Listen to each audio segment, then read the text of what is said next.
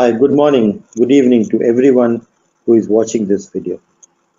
In this video, we are going to discuss about the top 5 visual models which a business analyst should be aware of. This video is brought to you by Techcanvass, which is an IIBA Canada and iSQI Germany training partner. Through these partners, we offer business analysis certification courses as well as domain training courses and Selenium certification courses. We offer domain training courses on various BFSI segments like banking, insurance, trade finance, supply chain, and many other such domains, including US healthcare. We also offer many courses on business analysis and advanced Selenium concepts. These are the top 5 selected visual models which I will recommend that every BA should be aware of. My name is Abhishek Srivastava. These 5 visual models are context diagram, use cases, activity diagrams, user story maps or journey maps, and prototypes. Some of the other notable models are BPMN, data flow diagrams, SIPOC, and value stream analysis. Let's first understand what is a context diagram. A context diagram is a high-level visual model which represents the system and the external entities with which the system is going to interact. In this case, as you can see, sales order system is at the center of the figure. That sales order system is the proposed system, and around it you can see the external entities like managers, employees, and customers who are interacting with the sales order system. For example, a manager is interacting with the system to create a new employee. Context diagram is also known as zero-level data flow diagram. If you want to communicate and understand the high-level model of a system, you should be creating a context diagram. It's also a good way to start understanding the system which is going to be developed. Next up is the use case diagram, which you can create once you have created the context diagram. This use case diagram is going to represent the high-level features or functionalities of a system from the user perspective.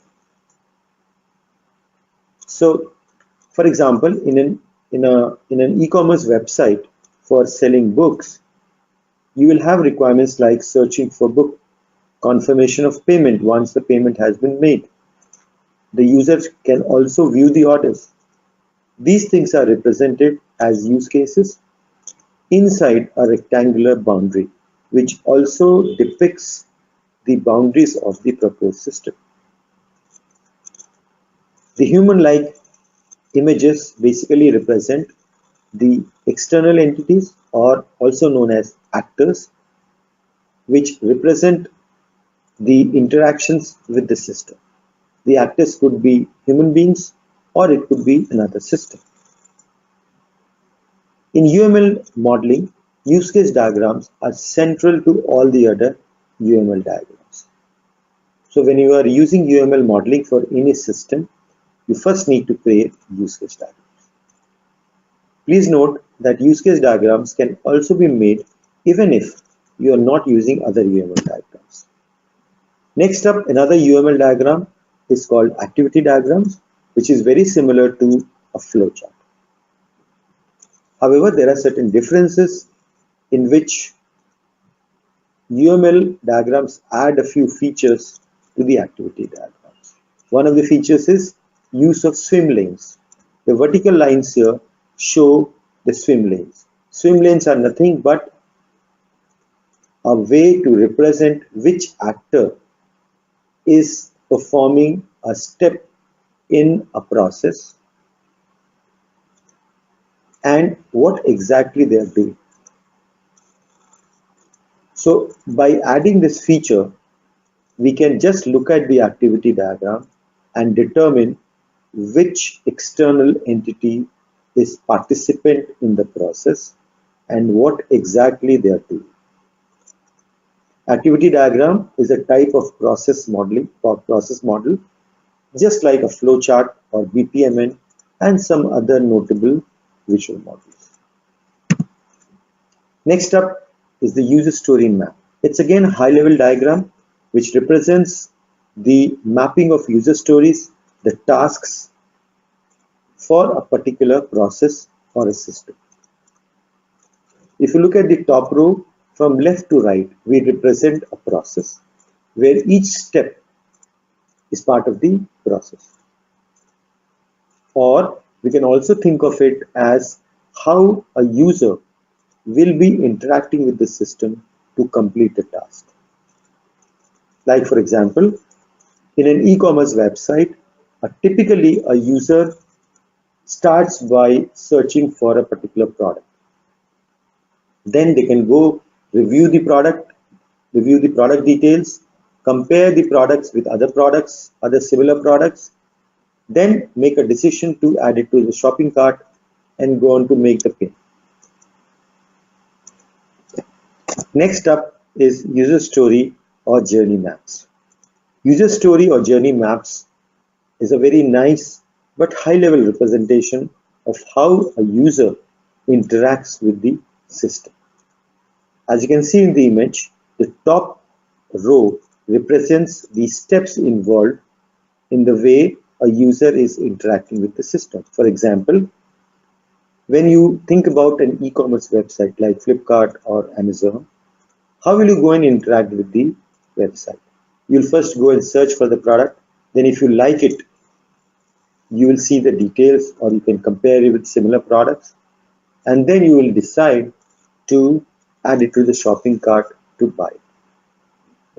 These are the steps which the user will take to complete a task of purchasing a product on the website. That is shown in the top layer from left to right.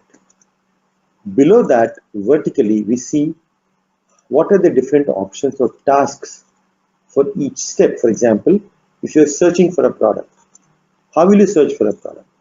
You can search for the product by name, by category, by price range, by title or the name of the product, and a few other criteria. All of them will come below the step searching or search for the book. So below each step, you will have the different tasks or the options which the user might take to complete that particular step. This way, we create the map for the entire user journey to complete one particular task. This is, even though a very high level, but it is very useful in terms of doing the release planning. Release planning means which tasks will be completed in the first sprint, second sprint, third sprint, and so on. Essentially, it will give you the grouping of tasks which can be done in possibly phase 1, phase 2, phase 3. In Agile world, phase 1 might be known as minimal viable product. That is the set of features which the customer would like to have before it can be launched in the market. So this is a pretty useful visual model in the software industry which every BA should be aware of.